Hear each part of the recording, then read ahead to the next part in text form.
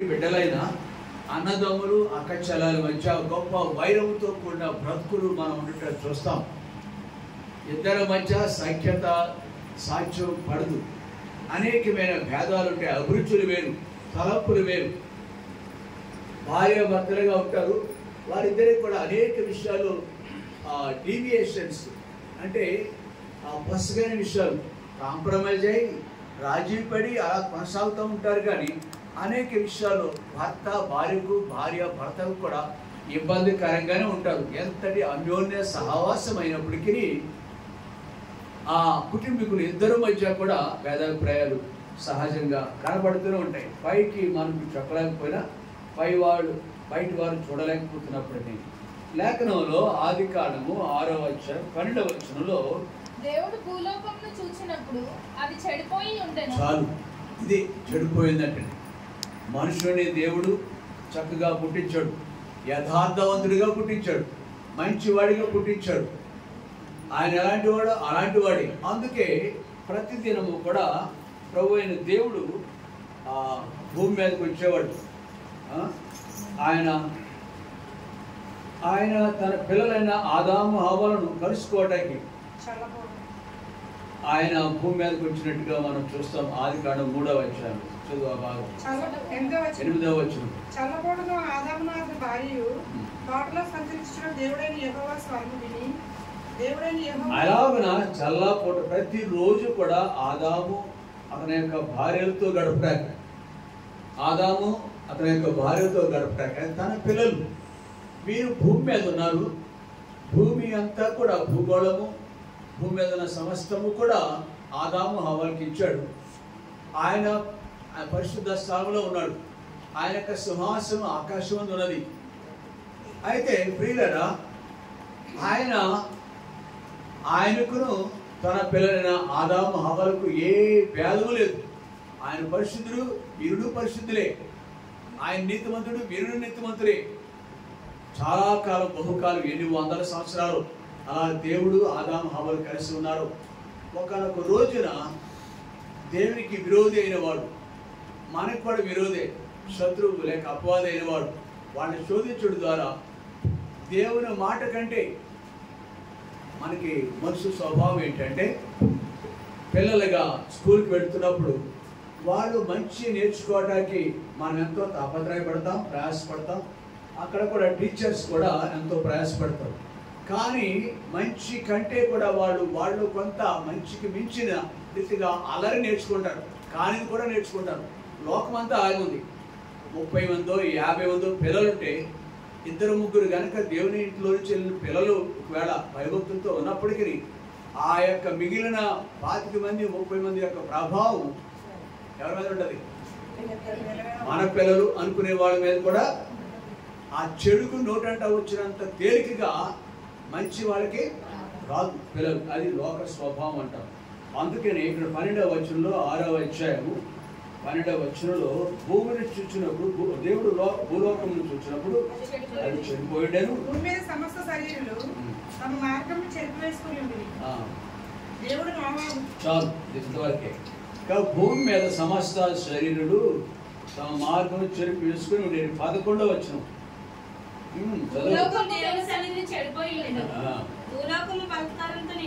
చాలు. చూసారండి ప్రియ సహోదరి, దేవుని పిల్లలుగా భూమి మీద జీవించారు. భూపాలలుగా అప్పటికే జనాభా విస్తరించి ఉంది. కానీ వాళ్ళు బ్రతుకులు ఏమాత్రం ఇలాంటి పరిస్థితులలో లేఖనము సామెతల గ్రంథము 16వ అధ్యాయం 7వ వచనంలో ఒక మనుషుడు దేవునికి ప్రీతికరంగా ఎలాగో ఉండగలడు అనేది మన ముందు ఉన్న ప్రశ్న. ఈ కుటుంబము ఎలాగున దేవునికి ప్రీతికరముగా ఉన్నదా లేదా అని చూస్తే, ఒకప్పుడు నాకు పరిచయమైనప్పుడు ఈ కుటుంబము ఎంత విడోరాలతో ఉండేది. పూర్తిగా లోకంలో ఉన్నది, అన్య సాంప్రదాయాలు వ్యవహారాలుగా పూర్తిగా బహుశా ఇక్కడ ఉన్నంత భక్తి బహుశా లోకంలో ఎక్కడ ఉన్నది. అంత భక్తిలో గరిష్ఠుడు అనమాట. అంత హైందవ భక్తిలో మునిగి తేలేవాడు. ఒక చిన్న బిడ్డ ఏం పేరు? గాయత్రి. అమ్మాయి పేరు గాయత్రి. కాబట్టి ఒక బిడ్డ ఈ కుటుంబాన్ని దేవునికి తీసుకొచ్చింది. ఆ పైన నేను ఆ కుటుంబం దగ్గరికి వచ్చాను. అలాగనే దేవుని దగ్గరికి రావటం జరిగింది. ఎంత కదా వారికి యాక్చువల్లీ మనం చూసిన రీతిగా ఆది కాండంలో మనుషుల స్వభావం ఎలా ఉందో దేవునికి వ్యతిరేకంగా ఉన్నారు మానవ జాతి అంతా కూడా. ఆ దాంట్లో భాగమే ఈ కుటుంబమే కాదు, మనం అందరం కూడా ఆ కోవకు చెందిన వాళ్ళమే. అయితే ప్రియులారా, దేవుని యొక్క లేఖనం ఏమి సెలవిస్తుందంటే మనము ఆయనకు ప్రీతికరమైన మన ప్రవర్తన ఆయన ప్రీతికరమైనప్పుడు మన శత్రువులు సహా మిత్రులుగా కాబడతారట. 17వ వచనం దగ్గరికి వద్దాం. 16వ అధ్యాయం 17వ వచనం. చెడుతనం అనేది ఇక్కడ చూసాం కదా, చెడిపోయి ఉన్నారు. చదువుకున్నాం కదా.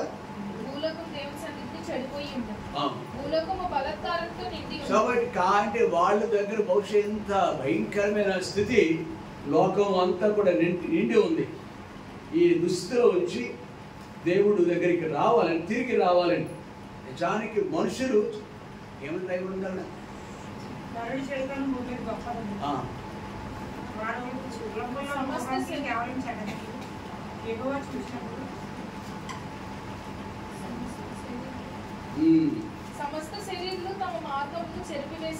అంటే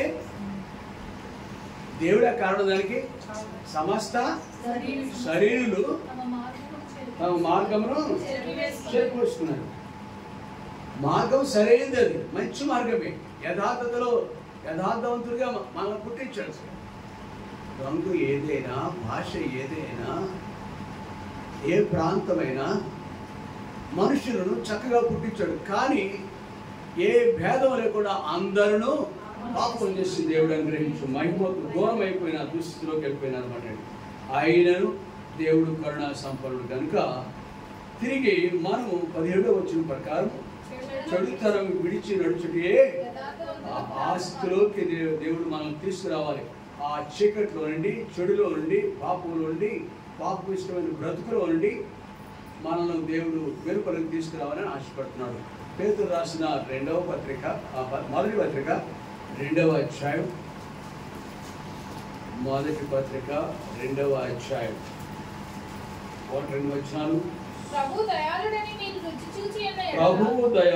మీరు రుచి చూచి ఉన్నాడలా సమస్తమైన దుష్టత్వమును, సమస్తమైన కపటమును, వేషధారణను, సమస్త దూషణ మాటలను మాని. చాలు. ఇది మనుషుడు నిలువెల్లా విషయం, సమస్తమైన దుష్టత్వం. ఇది ఒక్క విషయంలో కాదు, 2 విషయాల్లో కాదు, అలా కొన్ని లెక్క పెట్టలేదు. ఇన్యూమరబుల్ అనమాట, లెక్కింప సఖ్యమే. కానీ చెడు మనుషుల్లో ఉంది. అందుకని ఇక్కడ ఒక ప్లోరల్ వర్డ్ వాడారు అనమాట. సమస్త దుష్టత్వం, సమస్త కపటం, సమస్త దోషణ మాటలు, వేషధారణ, అసూయ, ఇవన్నీ కూడా. కాబట్టి వీటి నుండి ఇవన్నీ మనలో ఉన్నాయి. ఇక్కడ వివరించాడు. ఆది కాండంలో 6వ అధ్యాయం 5-6 వచనంలో చెడు ఉందని చూసాము. 12-11 వచనాలు కూడా ఎలాగో మానవ జాతి తమ యొక్క మార్గాన్ని చెరిపేసుకున్నారు కూడా చూస్తున్నాము, చదివినాము. అయితే ఇక్కడ కొన్ని వివరాలు ఇచ్చారు. వాటి నుండి బయటికి రావాలని దేవుని యొక్క ఉద్దేశం. ఎలా రాగలండి? మనుషులు ఈ దుస్థితిలో నుంచి విడిచి దేవుని దగ్గరికి రావాలనేది ఆది నుండి కూడా. నాహు కాలంలో ఈ చెడిపోయిన ప్రజలను నాశనం చేయాలనుకున్నాడు. కానీ వాళ్ళకి మరొక తరుణం, చివరి తరుణం ఇచ్చాడు. తుడిచివేయాలని, నాశనానికి అప్పగించాలని. 7వ అధ్యాయం 1వ వచనం ఏముంది? ఆది కాండం.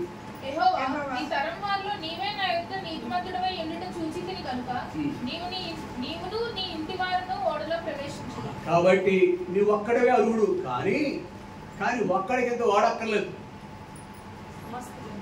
వాడ ఒక్కడికే అక్కర్లేదు. మానవ జాతి అందరూ ఆయన చిత్తంలో ఉన్నవాళ్ళు. ఇంకా ఏ స్థితిలో దుస్థితిలో ఉన్నప్పుడు వాళ్ళందరికీ తిరిగి ఈ వాడ ద్వారా దేవుని దగ్గరికి తీసుకురావాలి, వాళ్ళని రక్షించాలనే ఉద్దేశం దేవుడు కలిగి ఉన్నాడు. కానీ విన్నారా? ఒకరోజా, 1 సంవత్సరం, 20, 30, ఎన్ని సంవత్సరాలు? ఇంచుమించు 100 సంవత్సరాల పాటు. ఆయనకి బతికింది బహుశా 900 చూడండి ఎంత 950 ఎంత కాలం బహుకాలం ఆయన కాలంలో కొంతకాలం తదుపరి యొక్క ఓడ నిర్మాణం జరిగింది. 100 సంవత్సరాల సువార్త మన బ్రతుకులు ఎప్పుడు రక్షింపబడుతున్నాం, ఎంతకాలం సేవ చేస్తాం. నోహు అయితే అనేక సంవత్సరాలు బహుకాలము వాడ కడుతూనే ఉన్నాడు, కడుతూ సువార్త ప్రకటించాడు. దేవుడు నాతో మాట్లాడాడు, దేవుడు ప్రజలందరినీ రక్షణార్థం ఈ వాడ సిద్ధపరుస్తున్నాడు. మరి దేవుడు ఇటు మాట్లాడాడంట, ఇవి ఒక్కడికే దేవుడు రా, మనకైతే దేవుడు లేడంట. ఆక్షేపించి ఉంటారు, ఎంతో హీనంగా చూసి ఉంటారు, దూషించి అవమానించి ఉంటారు నోహుని. వింతగా విడూరంగా ఆ రోజు రానే ఉంది, జల ప్రళయం భూమి మీదకి, ఆ ఆకాశం తూములు విప్పిన దినం రానే ఉంది. అప్పుడు కూడా వెళ్ళలేదు. బహుశా పూర్తిగా ఆ యొక్క వరదలో కొట్టుకుపోతున్నాడు. బహుశా ఓ నాహు నాహు అని చెప్పి ఆ యొక్క తలుపును తట్టి ఉంటారు. ఇదిగో తలుపు వద్ద నిలిచింది, తట్టుచున్నాను అని చెప్పిన ఆ యొక్క నాహు బహుశా ఈ యొక్క తలుపు ఆ యొక్క ప్రజలందరూ కూడా నాహుగా ఉన్న వాడను తట్టి ఉంటాడు. కానీ అప్పుడు తీటాకి దేవుడు తలుపు మూసివేసినాడు. దేవుడు తలుపును మూసివేశాడు. ఆయన మూయగా ఆయన మూయగా తెరిచే శక్తి. కాబట్టి ఆయన తెరిస్తే ఎవరు లేరు. ప్రియ సహోదరి, ఈ దినాల్లో కూడా మనందరికీ అయ్యా కూర్చుంటారా? దాల్చంద్ గారు వెళ్తారా? Okay, thank you. ఈ దినాల్లో కూడా అనేకులకు ప్రపంచ వ్యాప్తంగా ఈ దినాలు రాకడ దినాలకు సాదృశ్యంగా ఉన్నాయి. ఎక్కడ చూసినా నెమ్మది లేదు. ఒక దేశం మరొక దేశం మనకి దండయాత్ర చేస్తున్నాయి. ఒక ప్రాంతం మరొక ప్రాంతం మీదకి, రెండు దేశాల మధ్య కూడా నెమ్మది లేదు. ఎక్కడ చూసిన ప్రపంచం అన్ని దేశాల్లో కూడా అలాగే ఉంది. పరిస్థితి చూపించుగా అలా ఉంటుంది. భారతదేశానికి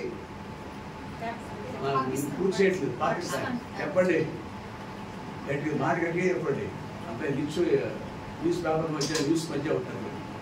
భారతదేశానికి ఇంకా విద్యాలు జరుగుతాయి. రష్యాకి చాలా అడ్వాన్స్గా ఉన్నారు.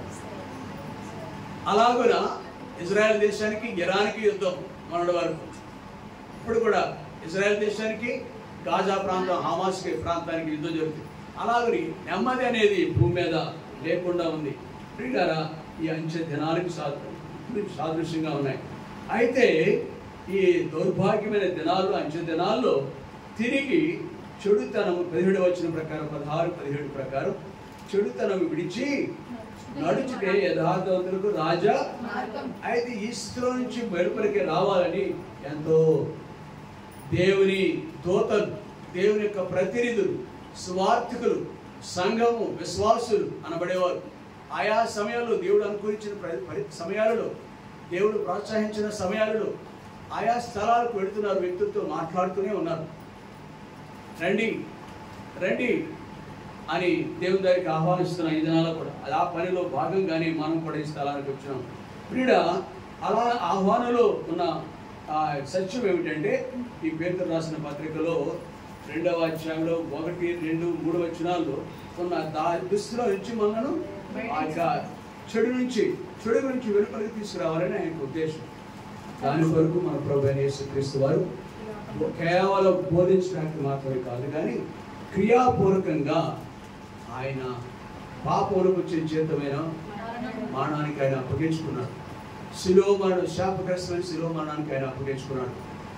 ఆయన విశ్వసించి నేనే మార్గము సత్యము జీవమని చెప్పిన యేసునందు విశ్వసించిన వాడు, నేను పాపినని చెప్పిన మనుషుడు, దేవుని యొక్క రక్తం, అమూల్యమైన రక్తం. చూడండి, యోహాను రాసిన మొదటి పత్రిక 1వ అధ్యాయం 9వ వచనం ప్రకారం మన పాపంలో మనం ఒప్పుకునే యెడల ఆయన నమ్మదగిన వాడును నీతిమంతుడు గనుక ఇది చేయాలా. బహుశా ఇక్కడ కూర్చున్న వాళ్ళందరూ ఈ మాట చెప్పినప్పుడు మాత్రమే ఇక్కడ కూర్చున్న మనమంతా కూడా దేవుని పిల్లలమని చెప్పుకొని మనమంతా కూడా ఈ అపీల్, ఈ అనుభవం, ఈ మాటలు దేవునితో చెప్పాం.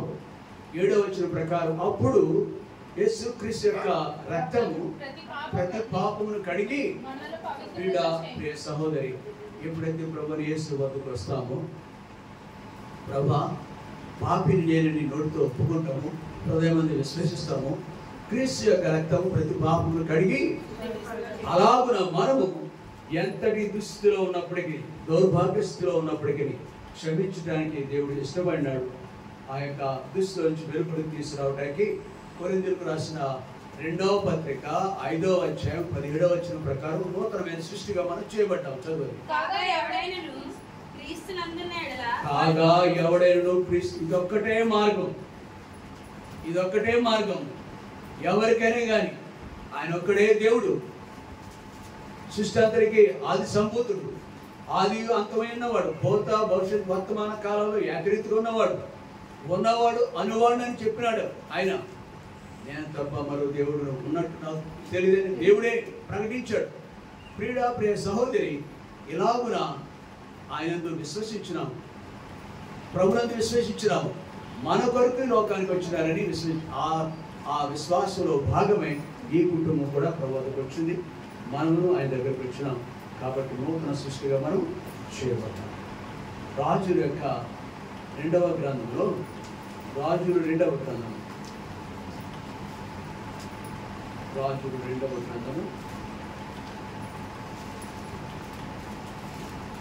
5వ అధ్యాయం 15వ వచనం. అప్పుడు అతడు తన పరివారంతో కూడా దైవజనుని దగ్గరకు తిరిగి వచ్చి అతని ముందర నిలిచి, చిత్తగించుము, ఇశ్రాయేలులో ఉన్న దేవుడు తప్ప లోకమంతటి సరే. ఒకనాడు అనగా యుగాంతంలో మనకు వినబడిన సువార్త అప్పుడు కూడా సువార్త వినబడింది. సామాన్యమైన వ్యక్తి, ఎన్నో హద్దుబాట్లు కలిగిన ఆ చిన్న బిడ్డ ఆయనకు సువార్త ప్రకటించింది.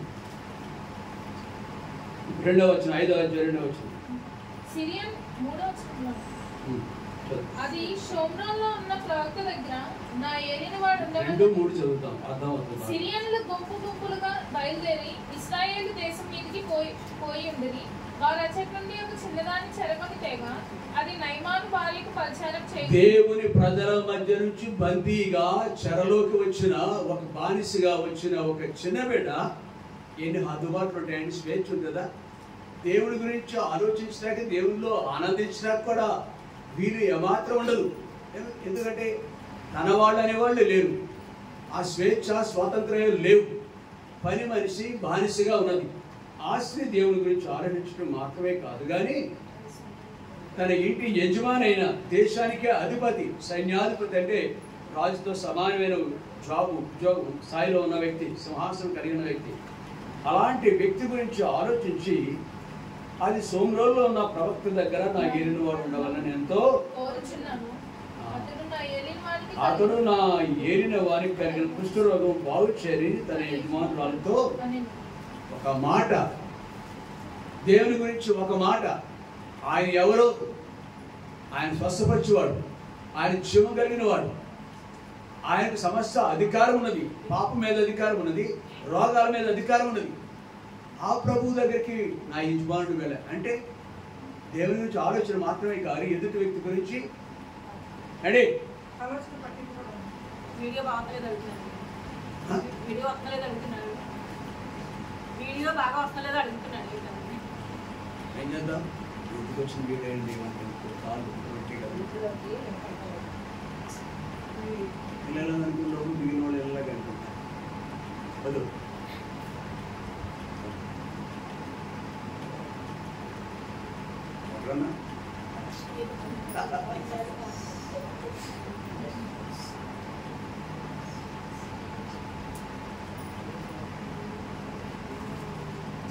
మన పరిస్థితులు ఎంత నికృష్టంగా ఉన్నప్పటికీ, బాధాకరమైన పరిస్థితులు ఒక వ్యక్తి ఉన్నప్పటికీ, జీవం కలిగిన దేవుని యొక్క పిల్లలకు వాళ్ళ సమస్యల కంటే కూడా దేవుని గురించిన ఆలోచనలు ఉంటాయి. దేవుని గురించిన ఆలోచనలు ఉంటాయి. నీవు నేను కూడా ఈ కోవకు చెందిన వ్యక్తులుగా ఉండాలి. కారులో బాధ ఉంది, రొమ్ములో బాధ ఉండవచ్చు, ఆయా పరిస్థితులు మనలో ఉంటాయి. అయినను దేవుని గురించిన ధ్యాస మన జీవితాల్లో కనబడాలి. అది అనేకులకు వేరు చేస్తుంది. ఇక్కడ జరిగింది అదే. ఇక్కడ ఈ దేశంలో ఉన్న గొప్ప ఉన్నతాధికారి అయిన సైన్యాధిపతి అయిన వ్యక్తి గురించి ఆలోచించింది, దిగులు చెందింది, చింత కలిగి ఉంది. యజమానుడు సోమ్రోన్లో ఉన్న ఎంత ఆలోచన కలిగి ఉందండి. ఎక్కడ ఉంది? ఇది వేరే దేశంలో ఉంది, అనేక విధాలుగా దీనస్థితిలో ఉంది, అనేక శ్రమలు, ఇబ్బంది గుండా, బాధలు గుండా వెళుతుంది. అయినను తన దేవుణ్ణి మరిచినది కాదు. తన దేవుడు ఎవరు అనేది ఇతరులు పరిచయం చేసేసి మనం ఉన్నాం, జీవించుచున్నాం అనే పేరు మాత్రం ఉన్నది. కానీ నేను ఇంతటి వాడిని అంతటి వాడిని కాళ్ళు ఎగరేస్తారు కొంతమంది దేవుని పిల్లలు సైతం. కానీ వాడు నిజానికి ఆ అంతరంగమందు భారం కలిగి ఉండరు. మన యొక్క సంఘాల్లో సహితం అట్లాంటి దౌర్భాగ్యస్థితిలో ఉన్నారు. వాళ్ళలో ఉన్న మనుషుల స్వభావాలు పావు ఇంకా దేవునికి పూర్తిగా అప్పగించుకున్న క్రీస్తు యొక్క మనసు వాళ్ళు కలిగి ఉండరు. వాళ్ళకి మాత్రమే ఈ భారం ఉంటుంది. యేసుక్రీస్తు కలిగిన మనసు, ఆ మనసు ఈ స్త్రీకి, ఈ బిడ్డకు కలిగి ఉంది. కనుక ఈ బిడ్డను బట్టి ఒక మనుషుడు మాటమే కాదు కానీ ఎంత గొప్ప సాక్షి ఇచ్చాడండి. తన పరివారంతో కూడా దైవజనుని దగ్గరికి తిరిగి వచ్చి ముందర నిలిచి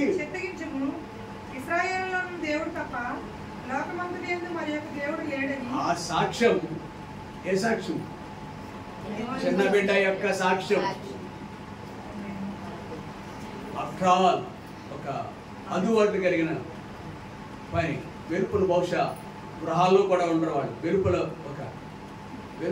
ఒక చిన్న గది కేటాయిస్తారు, పంచను పెడతారు వాడు.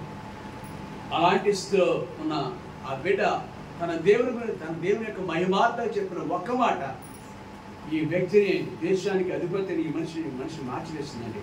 అంత అద్భుతం కదా.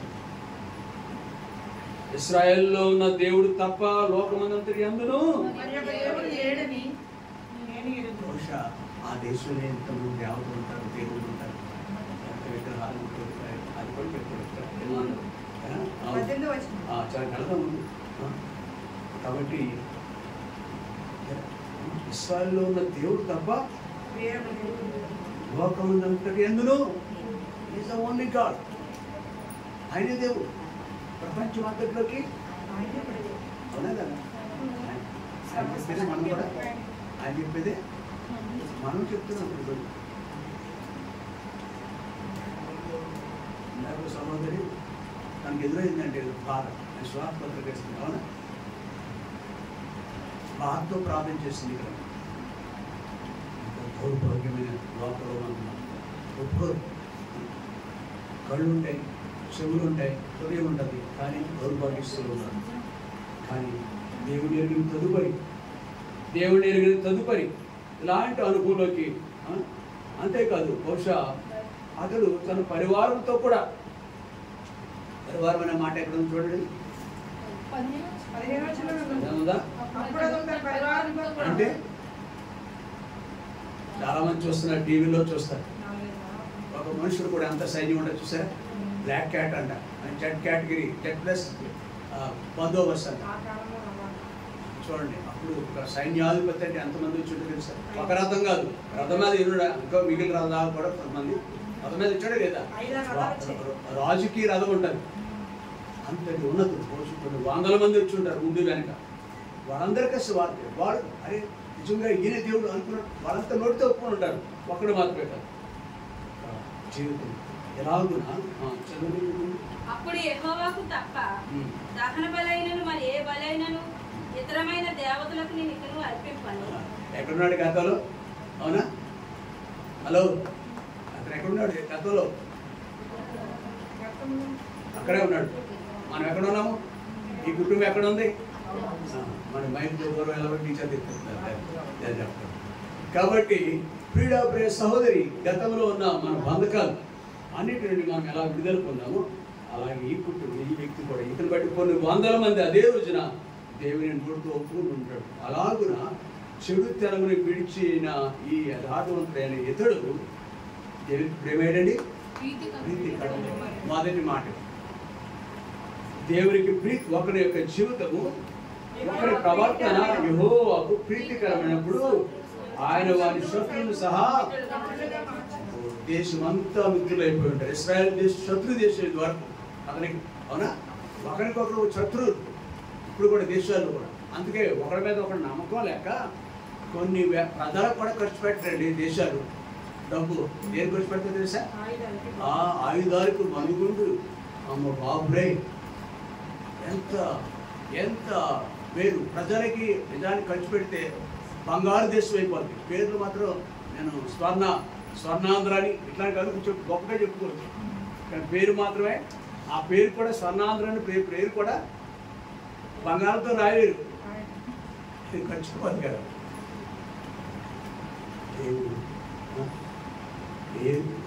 ఎప్పుడైతే ఒక వ్యక్తి దేశం దగ్గరికి వస్తాడు, నిజానికి దేశాలు జీవితాలు స్వర్ణమయంగా మారిపోతాయి, అంతే దేవునికి ప్రీతికరంగా ఉంటాయని మనుషులు మాట్లాడుతున్నాం.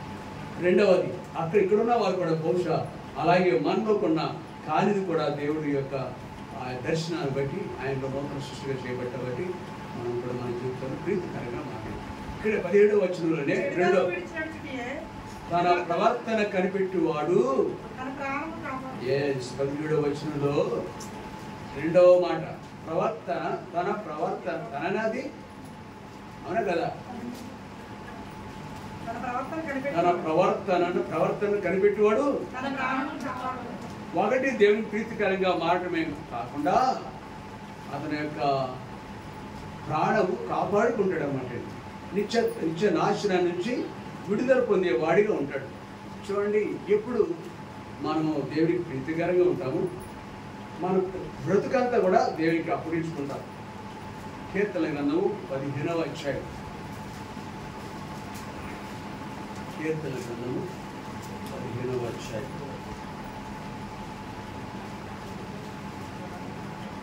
నా టైం అయిపోయింది, వాక్యం చెప్పే టైం అనుకున్న టైం. మొదటి నుంచి చూద్దామా? నీ గుడారంలో అతిథిగా ఉండదగిన వాడెవడు? నీ పరిశుద్ధ పర్వతం మీద నివసింపదగిన వాడెవడు? యథార్థమైన ప్రవర్తన కలిగి. అంటే ఇప్పుడు వరకు మనం మన యొక్క స్వభావాన్ని, మన యొక్క అంతరంగాన్ని చూస్తున్నాం. అంటే పేతురు రాసిన పత్రికలు 1-2 వచనాలు మనుషుల యొక్క అంతరంగము, మానవ జాతి యొక్క స్వభావం చూసాము. ఆయనను యేసుక్రీస్తు ద్వారా నూతన సృష్టిగా చేయబడి దేవునికి సమీపస్తులయ్యాం, దేవునికి ప్రీతికరంగా మార్చబడినాం. అయితే అటుపైన మన బ్రతుకులు దేవునికి అప్పగించుకున్నప్పుడు మన ప్రాణాలు, మన జీవితాలు క్షేమకరంగా ఉంటాయి. ఎప్పుడంటే యెహోవా గుడారంలో అతిథిగా ఉండదగిన వాడెవడు? తన పరిశుద్ధ పర్వతం మీద ప్రభునందు విశ్వాసం ఉంచేవాడు. రండి ఇప్పుడు చదవండి. అట్టివాడు ఎట్టివాడు? ఆయన విశ్వసించి యథార్థమైన హృదయంలోకి వచ్చినప్పుడు, దేవునికి ప్రీతికరమైన బ్రతుకు కలిగి ఉన్నప్పుడు అట్టివాడు. మూడవ వచ్చింది, అట్టివాడు తన చెలికానికి కీడు చేయడు, తన పొరుగువాడి మీద నింద మోపడు, అతని దృష్టికి నీచుడు అసహ్యుడు, అతడు యెహోవా యందు భయభక్తులు గలవారిని. ఎన్నెన్ని శ్రేష్టమైన రీతిగా గుణగణాలు కలిగి ఉంటామండి దేవుళ్ళు. కాగా ఎవడైనా క్రీస్తు యందు వాడు నూతన, అది నూతన సృష్టి అంటే ఇదనమాట అండి. తన ప్రవర్తన జాగ్రత్తగా కాపాడుకుంటాడు, తన ప్రవర్తన కనిపెట్టుకుంటాడు, తన ప్రాణాన్ని కాపాడుకుంటాడు, తన బ్రతుకుని దేవుడికి అప్పగిస్తాడు. దీని వరకు ఎంత తాపత్రయపడతాం. రాత్రి బావాళ్ళు ఉదయమందు, మధ్యాహ్నమందు, సాయంకాలం దేవుడి సరిది కడతాము, దేవుడితో నడవటానికి ఇష్టపడతాం. ఆనుకు దేవుడితో నడిచి, నాహు దేవుడితో ఆ కోపం చెందిన బ్రతుకులు మనకు కూడా యుగాంతంలో దేవుడు కొంచెం కాబట్టి కొంచెమైనా మనకు కూడా ఇచ్చాడు. దేవుని యొక్క ఇంట్లో నివసించాడు. యెహోవా నీ గుడారంలో అతిగా ఉండదగిన వాడు, ఈ పరిశుద్ధ పర్వతం మీద అనగా నీతో నివసించి నీలో ఉండేవాడు, నీతో ఉండేవాడు, నీ సన్నిధిలో ఉండేవాడు. అతడు 4 దుర్గొండములు తన చెలికాని కీడు తన పొరుగు వారి మీద నింద. అతని దృష్టికి నీచు నష్టహీనుడు. అతడు యెహోవా యందు భయభక్తులు గల వారిని సన్మానించును. అతడు ప్రమాణం చేయగా నష్టం కలిగినను మాట తప్పడు. తన ద్రవ్యము వడ్డీకి ఇయ్యడు. నిరపరాధిని చెరుపుటకై లంచం పుచ్చుకొనడు. ఈ ప్రకారం చేయవాడు ఎన్నడను కదల్చడు. ఇంటి ప్రకారం ఎలా జీవించేవాడు తన ప్రాణాన్ని కాపాడు. అనగా నిత్యత్వము దేవునితో ఉంటామని అర్థం. దేవుని యొక్క రాజ్యానికి హక్కుదారులు. మరి రెండవది, మొదటిది దేవునికి ప్రీతికరమైన జీవితం కలిగి ఉండి దేవుని సమీపస్తులుగా మారినాం. రెండవది, మన ప్రాణాన్ని మనం బ్రతుకుని దేవునికి అప్పగించుకున్నాం. మూడవది 18వ వచనం అక్కడే, నాశనమునకు ముందు గర్వము నడుచును, పడిపోవుటకు ముందు అహంకారమైన మనసు నడుచును. ఈ మూడవ దుర్లక్షణం మనలో ఉంది. మొదటిగా చూసినాము చెడుతనం విడిచితే, అవునా, మనలోనే చెడుతనం విడిచిపెట్టారు. రెండవది లేదు, ప్రవర్తన కనిపెట్టి చూసుకోవాలి. మన బ్రతుకును దేవునికి అప్పగించి జాగరూకులుగా ఉండాలి. మన ప్రాణాన్ని కాపాడుకోవాలి, మన బ్రతుకును కాపాడుకోవాలి. అవునా కదా? నిలిచి ఉన్నానని చెప్పుకునేవాడు పడిపోకుండా కలిగి ఉన్న దాన్ని మనం గట్టిగా పట్టుకోవాలి. రెండవదిగా తన ప్రాణాన్ని కాపాడుకుంటాడు. మూడవదిగా మన జీవితాల్లో దుష్టుని యొక్క ప్రభావం ఉండటానికి ఆస్కారం ఉంది. లోకంలో ఉన్నాము, మనం శరీరంలో కూడా ఉన్నాము.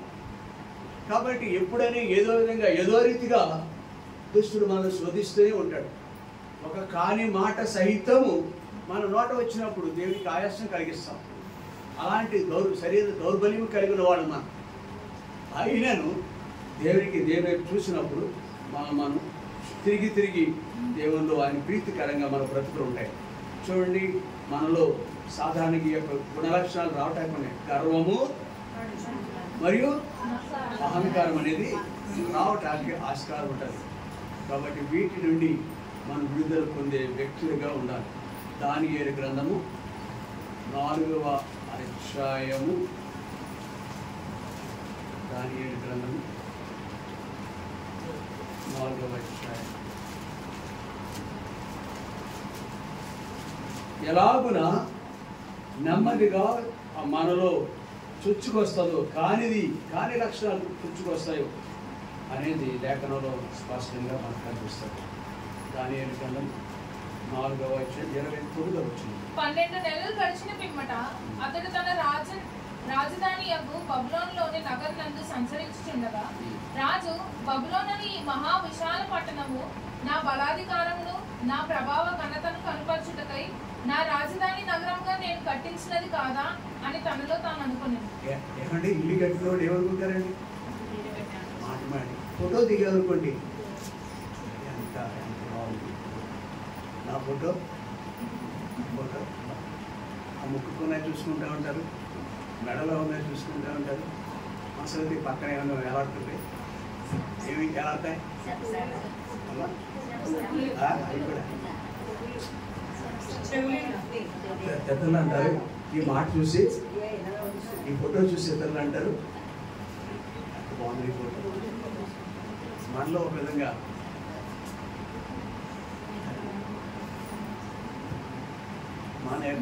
మనలో మనం చూసి, మన ఇంటిని చూసి ఇక్కడ ఇంటికి వచ్చినప్పుడు ఈ వాటర్ కలర్ ఏ కలర్? వైలెట్ అంటారా? మ్యాచింగ్ చాలా ఇస్తున్నారు. ఇదే నా ఇల్లు అనుకోండి, ఏదేది అనుకోండి, మనకి అరే పిల్లలతో అంటారు, అరే ఎంత కష్టపడ్డాలు తెలిసేలాగా. ఒకవేళ చెప్పి తృప్తిపడి మనసులో అదే సమయంలో దేవా నీకు అనే మనసు ఉంటే పర్వాలేదు. లేదు, మనలో మరో రీతిగా అతిశయం, గర్వము ఎంటర్ అవుతాడు. మనలో ఇతను చేసింది నిజానికి ఇతని ద్వారా సమస్య జరిగింది. అతడు తన రాజధాని యొక్క బబులోనులోని నగరునందు సంచరించుచుండగా రాజు ఎవరితను? నాట్ అన్ ఆర్డినరీ రాజు. రాజు అయి ఉన్నవాడు బబులోను మహాశాల పట్టణము నా బలాధికారము, నా భావఘనత కనపరుచుగా, నా రాజధాని, నేను అన్నీ కరెక్టే కదా. ఈయనకి చేశాడే లేదా? కానీ అమ్మా ఏంటన్నా యెహోవాయే ఒకవేళ అది లేదు హృదయంలో, ఆ మాటలో స్ఫురించలేదు, అంటే వినపడలేదు, ఆ మాటలో అతిశయం వచ్చింది. నేను కాబట్టి ఎంత కరెక్టే, లిటరల్లీ సాహిత్యపరంగా చూస్తే కరెక్టే, తప్పేం కాదు. అంటాం కదా, బాగుంది, ఇది బాగుందా, ఇది బాగుందా అంతా చూపించబడి. అయితే ఆ సంభాషణలో దేవునికి మహిమ హృదయాంతరంగంలో, ఇది పైకన్నాడా అంతరంగంలో పైకి కూడా చెప్పలేదు. రాజు చూస్తుంటాడు, దావీదు రాజు సాయంకాలం సంధ్యాకాల మేడ మీదకి మిద్ది మీదకి వెళ్ళి చూసినట్టుగా, అంతా చూసినట్టుగా ఇతను కూడా తన ఏదో భవంతి మీదకి వెళ్ళి ఈ యొక్క మహా విశాలమైన పట్టణాన్ని చూస్తుంటాడు. మనసులో నిజానికి చేసింది తనే చేశాడు. వేలాది కోట్ల రూపాయలు ఖర్చు పెట్టాడు బబులోను మహానగరానికి. భాగ్యానికి దోషం ఏమాత్రం కనబడదు, కానీ అంతరంగం మందు అతిశయం అతనికి.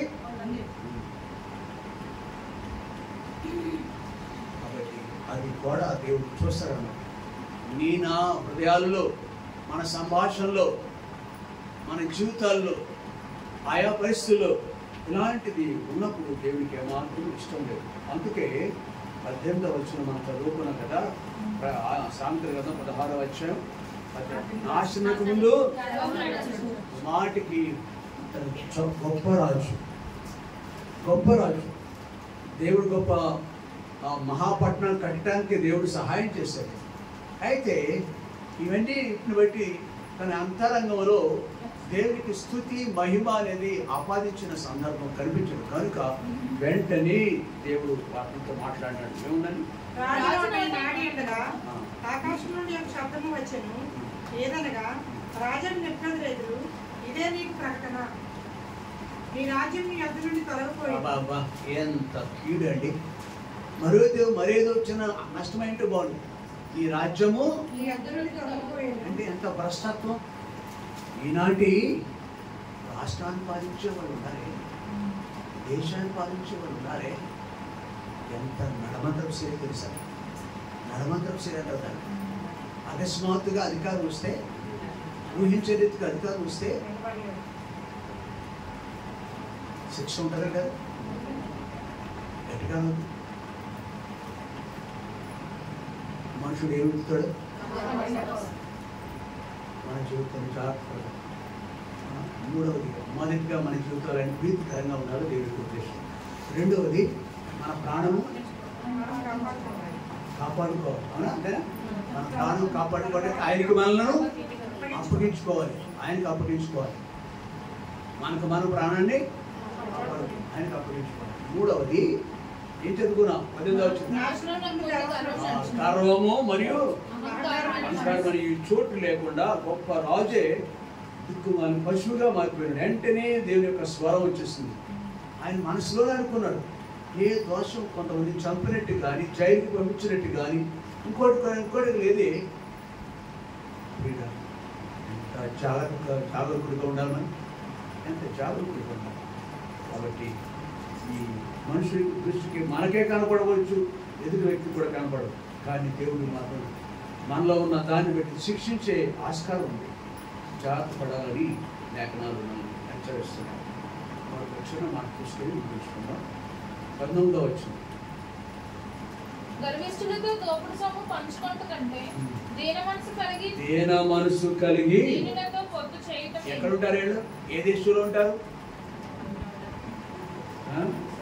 గర్విష్ఠులతో దోపుడు చము బంగారం వెండి బంగారాలు లేకపోతే ఆస్తి అంతస్తు సంపాదించుకునే కంటే దీన మనసు కలిగి మనం చూస్తాం. కుటుంబాల మధ్య కలహాన్ని చూస్తాం. ఎంత దౌర్భాగ్యము. ఒకరోజు కాకపోయినా మరో రోజైనా, ఒక సంవత్సరం కాకపోయినా మరో సంవత్సరమైనా దేవుని భయం కలిగి దేవుని దగ్గరికి వస్తారని చూస్తాం. కానీ ఏమాత్రం వాళ్ళలో ఉన్న ఆ యొక్క దుష్టత్వం చెడుగులు లోపల నుండి వెలుపలికి రావడానికి ఏమాత్రము ఆస్కారం లేదు. దౌర్భాగ్యమైన దుష్టమైన అలవాటు నుండి బయటకు రాదు. ఉదాహరణకి బహుశా ఈ వేలు 3 అంగుళాలు ఉంటుంది అనుకున్నాను అంటారా? అంగుళం ఈ మన ఈ గుర్తులోనే ఒక్కొక్కటి అంగుళం అనుకున్నాను. మేడం గారు చెప్తారు 3 అంగుళాలు పడుకుంటుంది, నోట్లో పెట్టుకుంది. ఎక్కువ తక్కువ మీరు నేను ఎప్పుడు పర్వాలేదు, నా చేతిలో పెట్టుకోలేదు. ఓలాంటి చూస్తే సగం అయిపోద్ది.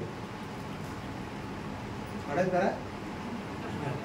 ఇంకా చూస్తారు, ఇలాగ ఇలా చూసుకుంటాడు అంటూ చూస్తూ ఉంటాడు. ఆ చివరి పీక వరకు, చుట్ట పీక, సిగరెట్ పీక అంటాం కదా, పీకలు దాన్ని కూడా విడిచిపెట్టాక మనుషుడికి తన బ్రతుకులో స్వశక్తితో ఆ చిన్న దాని బలహీనత నుండే బయటికి రాలేడు. అంతరంగా ఉన్న దుష్టత్వం నుంచి రాగలడా? కుటుంబాల్లో కుటుంబ నాశనానికి ఈ గర్వము మరియు అహంకారమైన, అరే వాడు ఎంత దరిద్రుడు చూడటానికి, ఎంత దౌర్భాగ్యుడు ఆ మనుషుడు. అత్యంతకి ఏదీ లేదు ఆ మనుషుడు. బట్ట లేదు, భోజనం లేదు, ఇంకేమి ఒక నీడ లేదు వాడికి. కానీ దౌర్భాగ్య బ్రతుకు నుంచి మాత్రం బయటికి రాదు. అలాంటి దుర్దినాల్లో మనం ఉన్నాం. కానీ దేవుడి కృప వల్ల మనం ఏ స్థితిలో ఉన్నాను, దేవుడు మనం పట్టుకున్నాడు. దేవుడి ప్రీతికరంగా మన జీవితాలు నడిచినాడు. రెండోది మన జీవితాలు, మన ప్రాణం కాపాడుకుంటానికి దేవుడికి అప్పగించుకుంటున్నాం. మూడవది ఏంటంటే ఎక్కడ ఉండాలి? ప్రాణం కాపాడబడాలంటే ఎక్కడ ఉండాలి? మనం కీర్తన గ్రంథం 15 చూసావా లేదా? ఆయన గుడారంలో నివసించే వారిగా ఉండాలి. మనం దేవుడికి అప్పగించుకో, దేవుడి బిడ్డలుగా జీవించాలి. మన ప్రాణం కాపాడబడాలంటే. మూడవది ఏం చూసాం? గర్వము, అహంకారం అనేది మన జీవితాల్లో లేకుండా చెక్ చేసుకుంటూ ఉండాలి. అర్థం దగ్గరికి ఎలా వెళ్తాము? దేవుని వాక్యం. దేవుడు అంటున్నాడు, ప్రభు అంటున్నాడు, మత్తయి సువార్త 11వ అధ్యాయం 29వ వచనంలో, నేను సాత్వికుడను, ఆయన దగ్గరికి ఆయనతో స్నేహం చేసిన ప్రతివాడు కూడా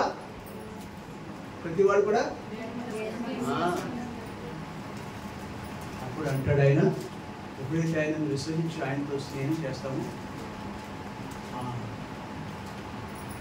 యెషయా గ్రంథం 57వ అధ్యాయం, యెషయా గ్రంథం 57వ అధ్యాయం.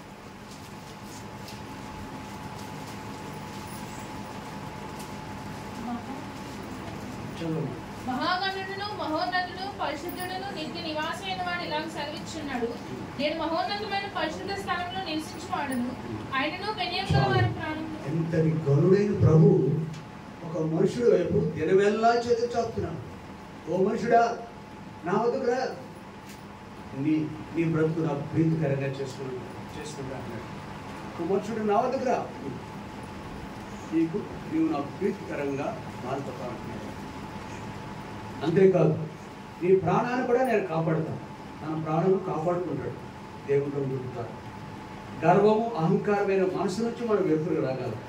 అంతేకాదు, 4వదిగా ఈ 57వ అధ్యాయంలో చెప్పబడిన రీతిగా ఆయన అంటున్నాడు కదా, ఆయనను నేను ఈ స్థాయిలో ఉన్నాను, మహాగరుడు, మహోన్నతుడు, పరిశుద్ధుడు, నిత్య నివాసుడు ఇలా సెలవిస్తున్నాడు, నేను మహోన్నతమైన పరిశుద్ధ స్థలంలో నివసించేవాడను, అయినను వినయము గల వారి ప్రాణములు ఉద్యోగ చేయుటకును, నలిగిన వారి ప్రాణములు ఉద్యోగ చేయుటకును, వినయము గల వారి వద్దను, దీన మనసు గల వారి వద్దను.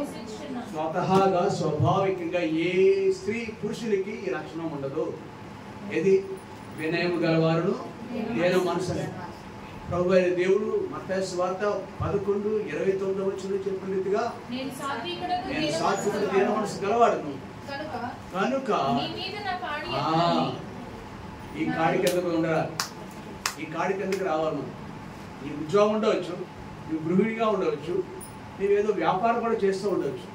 నువ్వు దేవుడి కాడి కింద ఉన్నావా? దేవుడి కాడి అంటే ఏంటో తెలుసా? వాక్యము యొక్క వాక్యమును వింటూ వాక్యాన్ని భయం కలిగి వాక్యం విని దాని ప్రకారం జీవించడానికి ఏ మనుషుడు తను తాను అప్పగించుకుంటాడు. అంటే వాళ్ళు దేని మనసు సాత్వికమైన కలిగి దేవుని వెంబడించడం కాస్త 4 అంతరాలు. మొదటిది ఏంటండి? ప్రీతికర వాక్యం. రెండవది ఆయనకు అప్పగించుకుంటాం, మనం బ్రతుకును అప్పగించుకుంటాం. మూడవది వాటి నుంచి వెలుపలికి రావడానికి. నాలుగవది దేన మనసు ప్రార్థన చేసుకుంటాం.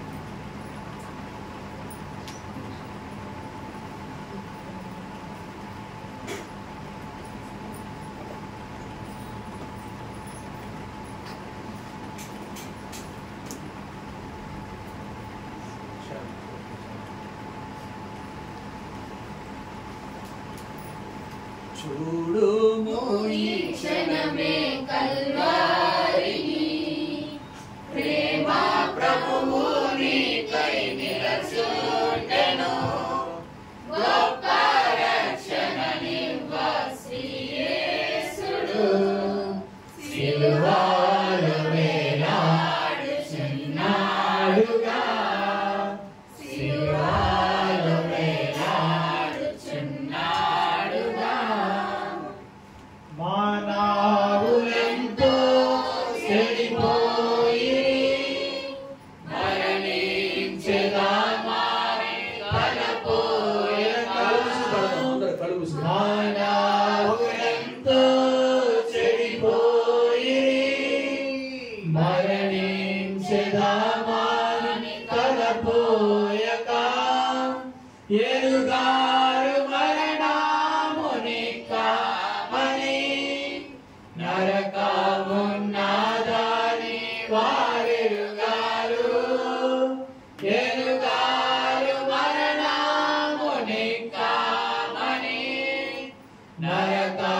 నరకమున్నదని వారెరుగారు.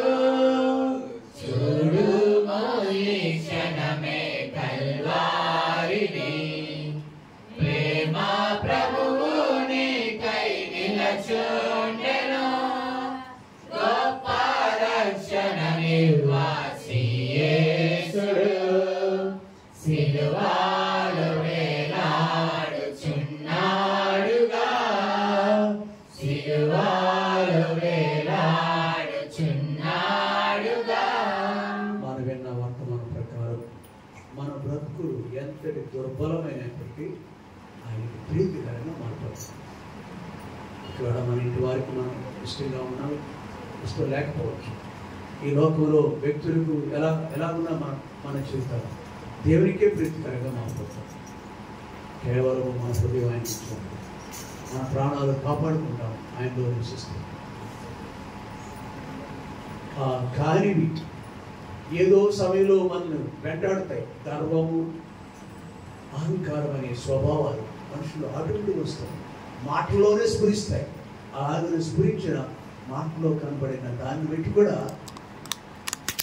తలపులలో వచ్చిన ఆ యొక్క స్వభావం దానికి శిక్ష విధించినట్టు మనం చూస్తున్నాం. అక్షరాలు జరిగింది నెబుకద్నెజరు జీవితంలో. ఒక మహా గొప్ప రాజు, గ్రేట్ కింగ్. అయితే నీవు నేను అంటాం. కాబట్టి మనలోకి అవి రాకుండా, ఈ దుర్లక్షణాలు, దుష్ట స్వభావం రాకుండా ఉండే వరకు అప్పగించుకోవాలి. చివరిగా దేన మనసు కలిగిన వారితో సహవాసం చేయాలి, దేవునితో ఉండాలి.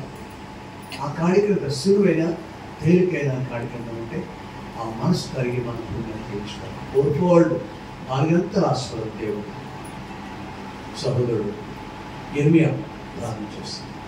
నేను కూడా చేస్తాను.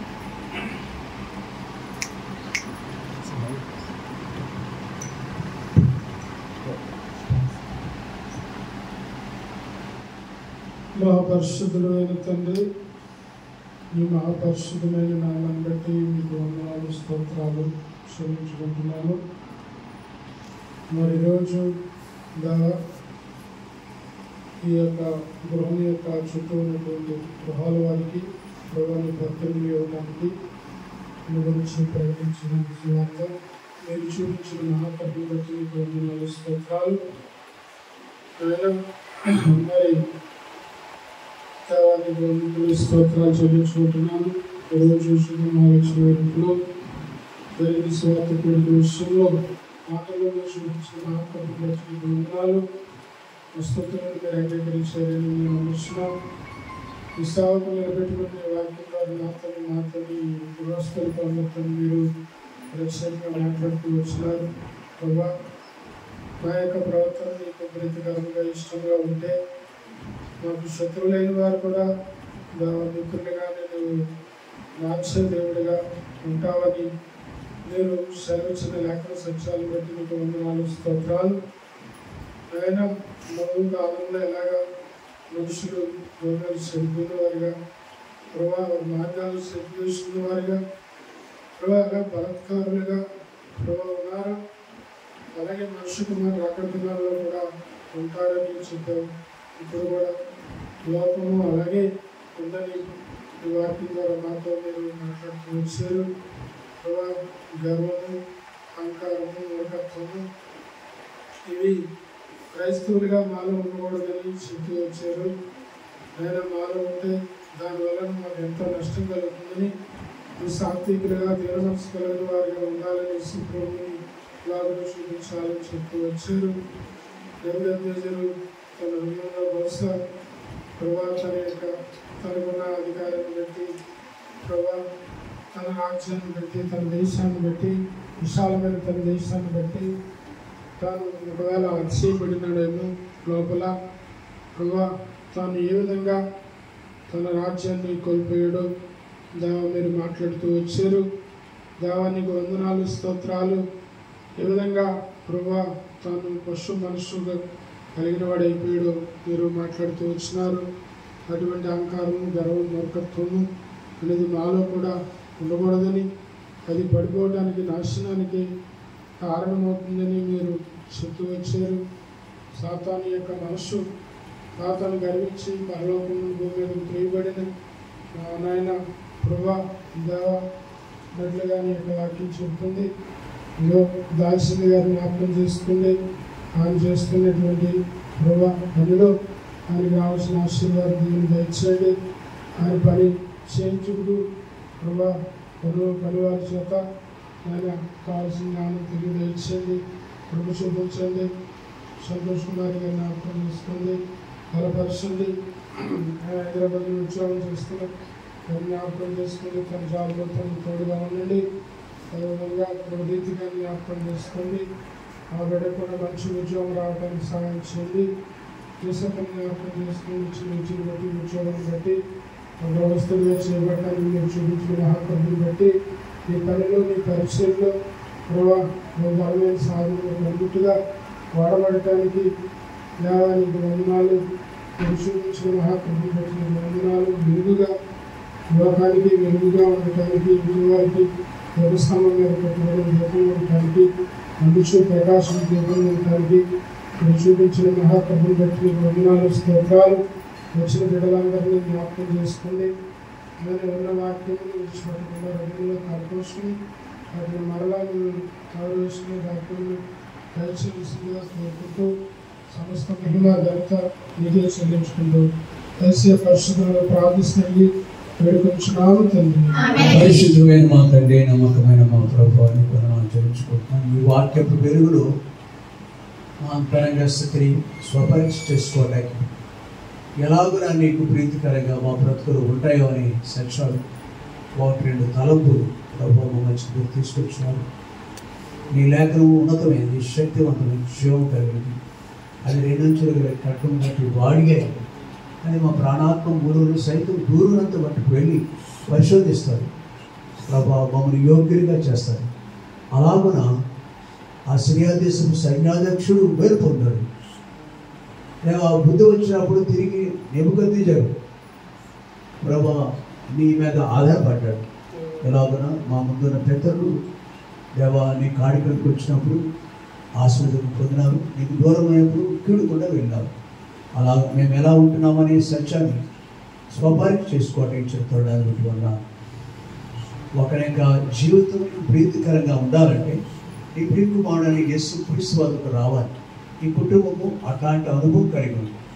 ఇక్కడ చేరడం మేమంతా కూడా ఒకప్పుడు మేము లోపల ఉన్నాం, కానీ ఈ కృప ద్వారా దేవ మమ్మల్ని ఆశ్చర్యకరమైన రీతిగా నీకు వెలుగులో తీసుకొచ్చిన జీవంలో నీకు నడిపించినట్టుకున్నాను. కలిగి ఉన్న ప్రభా రక్షణ గట్టిగా పట్టుకుని విరోధకు సహాయం చేయండి.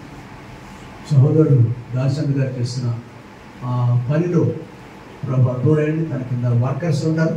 ఆ వర్కర్స్ని కూడా జ్ఞాపకం చేసుకుంటున్నాం. దాసన్ గారిని కూడా వృత్తి కార్యం చేయండి.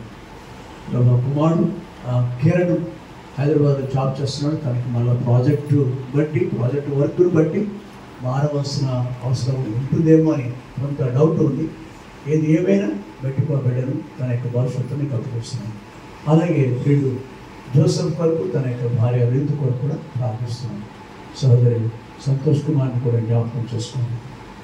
దేవా నీ రాజ్య సముద్రులుగా ప్రభా నీ రాజ్యం కొరకు ఎదురు చూసే వ్యక్తులుగా ఆ 10 మంది కన్యకలను బుద్ధిగల కన్యకలుగా ఉండటానికి కుటుంబాన్ని సిద్ధపరుస్తున్న దేవుని బట్టి చెల్లించుకోండి. వచ్చిన వారందరినీ బట్టి ఉన్న పేరు చెప్పిన ఒక్కొక్కరిని దీవించండి. దేవా ఇలాగ కూడుకుంట మేమంతా సంతోషించగలను. కూడుకుంట నేను ఘనతను ఆపాదించున్నాను. ఇలా కూడుకున్న ద్వారా మా జీవితాలకి ఆశీర్వాదం మేము పొందుతున్నాము. ఒకరినొకరు ప్రోత్సహించుకునే పనిలో ఇలాంటి కూడుకులు మాకు ఎంతో వేరుగా ఉంటున్నాయి. దేవాన్ని బట్టి శుద్ధిస్తూ ఈ ప్రాంతం కటార్ నగర్ అనే ప్రాంతంలో మరికొన్ని నూతన కుటుంబాలు మాకు ఎవరు నశించడం మీకు ఇష్టం లేదు. ఏ ఉద్దేశంతో మీరు వచ్చారు, ఏ ఉద్దేశంతో ఈ కుటుంబాన్ని మమ్మల్ని కూడా రక్షించారు ప్రభా, ఆ నీ ఉద్దేశం మేరకు ఈ అనాధికార సంకల్పంలోకి మరికొందరు ప్రభా మరికొన్ని కుటుంబాలు రావాలనే భారం మాలో ఉంది. ఏ విశ్చాతలను కొందరిని అగ్నిలో నుండి అగ్నికి జోగుచున్నవాడు, బాణానికి జోగుచున్నవాడిని మనం తీసుకురావాలని ఆశ మాకుంది.